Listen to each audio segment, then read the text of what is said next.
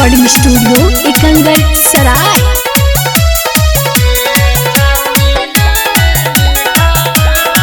Presented by किसका film. Patna जिला में भर्ती हमरा भरवा के छाउड़ी तोरे कारनामा।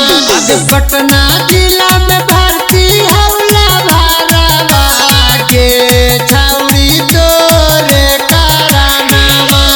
के छाउड़ी खाई कौजहरवा तुले नीना खबरवा तुले नीना खबरवा।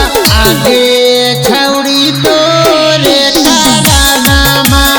पटना जिला में भर्ती हमरा भरवा के छौड़ी नाले निखबरवा।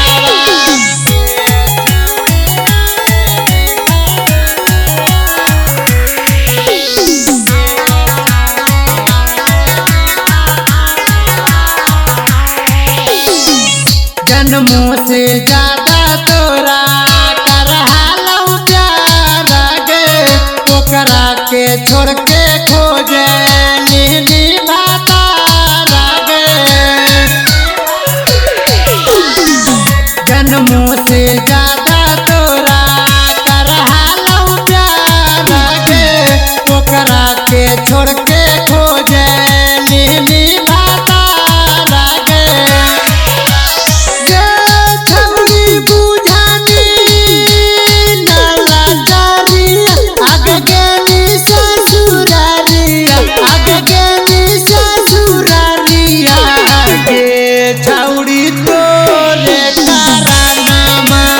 पटना जिला में भर्ती हमरा भरवा के छौड़ी नाले निखबरवा।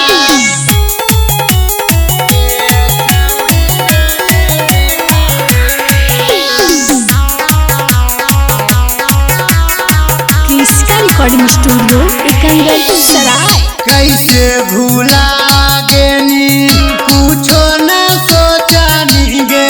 छोड़ी के ओकरा काहे दूसरा खोजनी गे। कैसे भूला गेनी कुछो न सोचनी गे। छोड़ी के ओकरा काहे दूसरा खोजनी गे।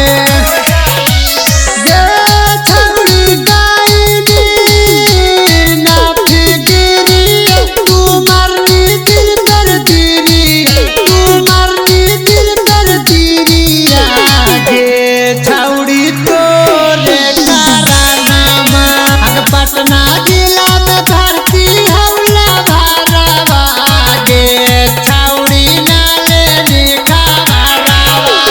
किसका रिकॉर्डिंग स्टूडियो एकंगर सराय।